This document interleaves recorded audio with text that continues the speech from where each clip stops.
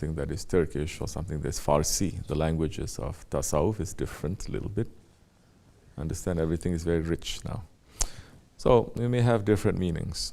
But remember doesn't mean that you have forgotten also.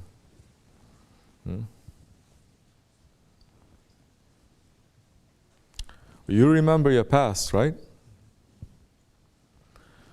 But in that remembrance, for example, you remember when you were 13 years old. I remember this part. You don't forget it, but there are certain things that you're not remembering properly. So that remembrance can become more and more and more and richer and more true. Because sometimes we think we remember, but we remember wrong too. And then people are going to say, no, it's not like that. I was there, remember? It said that. Really? I said, yeah. Somebody says, no, it's not. I say, look, I have video, look. Showing. Look, I have the text message. Yeah, but that's not what I mean. Now is the ego coming in, twisting and spinning everything. That's different. Okay? So not necessary that you have forgotten also so much. Say. That's what I was going to ask. The first thing is, what makes us forget? And also, as you said, that remembering does not mean forgetting. Yeah, because when Allah says, remember me and remember you, doesn't mean Allah forget us. Okay? And forgetting also is something that can be something that you do willingly and something that you're not doing it consciously. Huh? You talk and something happened to me. What happened? This bad. Forget about it. Well, we're in New York, right? They say forget about it. It means you can't really forget about it. But they say put it aside. Don't look at it properly. So, say? Are there different levels of remembrance beyond, like, is there a beginning level of remembrance? Of course there's so many levels of remembering. Depends on what you want to remember. One of the things that we have to do as Naqshbandi Murids, as dervishes in this order, is to have a fikr, a tafakkur, is sit down and to remember, to take into account your days, your weeks, your lives, take into account your intentions, take into account your actions now. Okay? So, sometimes we just remember. I say, okay, do you remember what we did yesterday? Yeah, sort of. Now I say, now remember again. Remember where you were, and now you start to have more of a complete picture. Remember who was next to you. You remember the air. Remember the temperature. Remember how you're breathing. Remember how you feel. Remember how it was. Remember how it was in relationship to yesterday, tomorrow. So many things, no? Because this is one split second is all of that, and so much more. One split second, whole galaxies are moving, and whole galaxies inside of us, they are moving. It depends on how you are aware of things. Correct? Now, and we are going through it. And you got to remember and remember properly. And of course there's a beginning. The beginning in Islam is always taqlid, imitation of something that is good. Like they say in this country, fake it till you make it.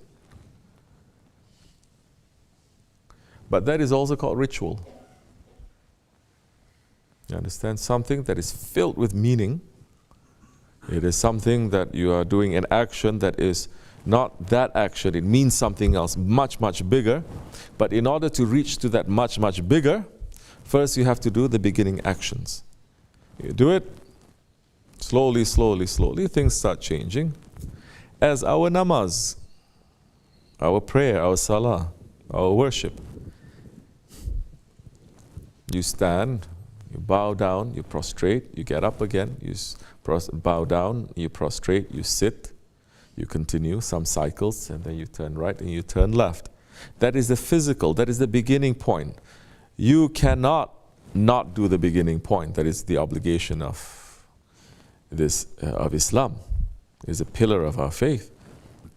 But what is that meaning of that? What is the purpose? What is the end goal of that? The Prophet says, the salah, the namaz, it is ascension to Allah. It is a mi'raj. Now, if you are praying and you don't make that mi'raj, you make the ascension, don't say the Prophet is lying, hasha. But because we are still not treating the prayer as if it is an ascension. How can you? You can do all the movements and the pronunciation and all the recitation properly with correct speed, or whatever you think correct speed is. Okay? But you still, if your heart is not connected, there is no ascension. You can do all of that, but your heart is woo. Once you start praying, the things you don't think about outside suddenly comes to you when you're praying. It's finished already. You're saying, okay, after this, I have to go do that. If I didn't do that, she's going to get upset with me. What am I going to do that for?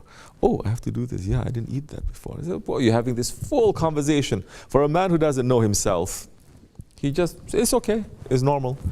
But Allah is so merciful. He's not going to say, because you do all of that, everything is cancelled. No, He says, that's okay. At least you're doing something. But mankind is the nature of mankind to always want to become better, wanting to become better, wanting to become better. You understand? There is also proof that we did not come from this world. We came from somewhere high and we're returning there. So now, you want to achieve to that ascension, at least as an intention. Okay, you say, I intend. Then after that, you pray, something happens, and then you give salams. Then you say, Astaghfirullah. It's okay. It's still acceptable. It's not great, but it's acceptable. Now, as much as you are trying, our Lord is not really looking at the actions that we are doing. He is looking, but He's saying the intention is more important than the action. The intention. You can do something that is good, but if your intention is wrong, it is wrong. You may do a wrong thing, but your intention is good, big possibility you'll be saved.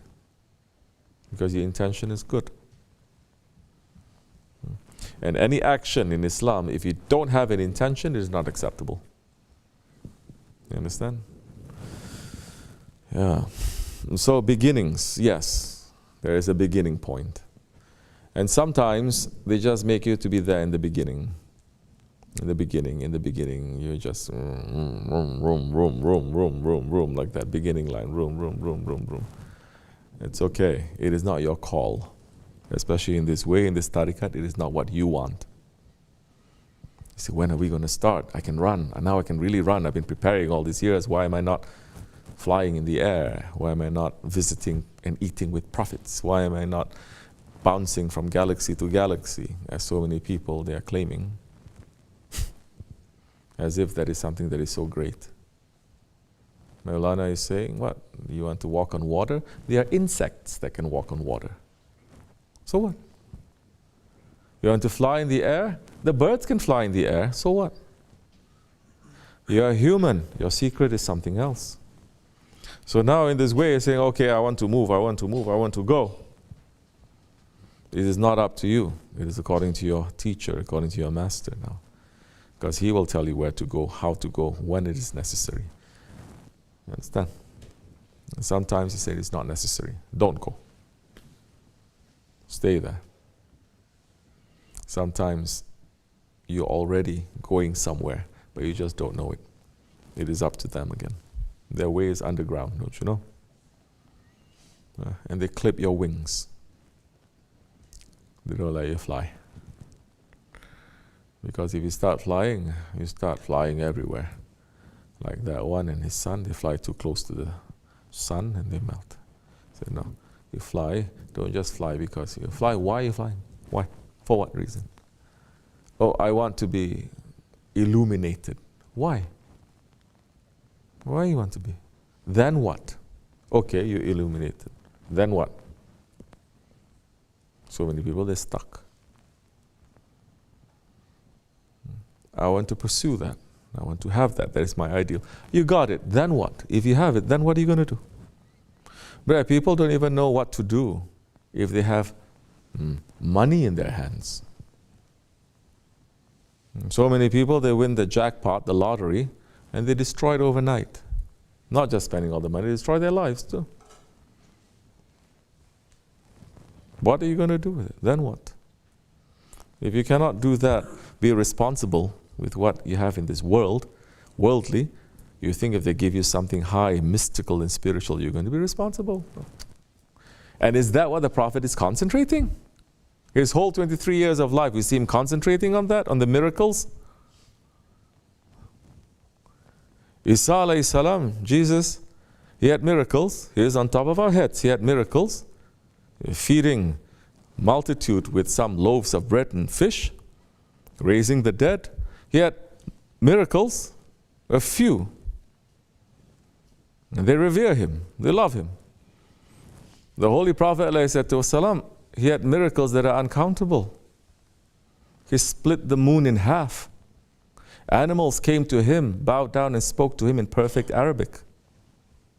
Trees uprooted themselves, crawled to him and kissed his hand and moved back. This is not tales, this is something that is recorded, that there are people that are there.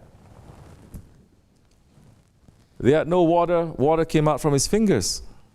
So many. But we are not concentrating on that too when we're talking about the Prophet. Because what are we concentrating on, especially in the spiritual way? Where are we concentrating on? How he transforms hearts. Because all these miracles also, it's just a certain level. You think that one is going to be convinced by something extraordinary. Later on, someone bad, evil, that displays something extraordinary, he's not going to go to that one too. We're going to live in the time when extraordinary things are going to happen, specifically. And not to trust that. And the Prophet didn't say for us to trust that either. A man came to him and said, you think you're a prophet? You're saying that you are. He had his hands like this, behind his back. Tell me, what is in my back? Prophet said, because a lot of people, that's what they want when it comes to religion and spirituality, party tricks. That shows the level of spirituality. It's not spirit. I mean, it's... Prophet shake his head and says, why don't you turn around, open your hands and listen to what these pieces of rocks that you have in your hands, what they have to say. He turned around, he opened his hands, and the rocks that he put in his hands, he's saying, Ashhadu an la ilaha illallah wa ashhadu anna Muhammadan abduhu wa rasuluhu. He dropped the rocks, he turned to the Prophet and said, you are a great magician. See? For what? See, it doesn't really matter anymore. We take lesson from earlier nations. So, the nature of man, nature of our spirit, the nature of our ego, of our nafs, nature of our desires, these things have to be studied. This is what spirituality is, understanding this and studying this. Because this is removing the 70,000 veils between us and Allah. Understanding that it is a veil. No, it's not a veil. It is a veil. Now, I'm not angry. Yes, you are. I'm not angry. I'm very happy. So, okay, one day you're going to understand. It is a veil.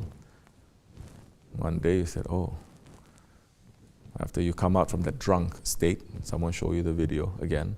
So, he said, really me? He says, yeah. They say, astaghfirullah. Okay, you understand it's a veil. Now remove it.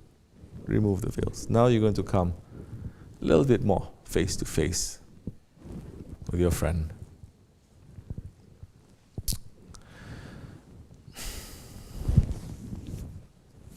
Go step by step. You understand? Especially in our way, the Shaykh, our Shaykh, that's key. As the Prophet is the key. No Sahabi ever declared independence. So, this much is enough. Wa min Allahu tawfiq al-Fatiha.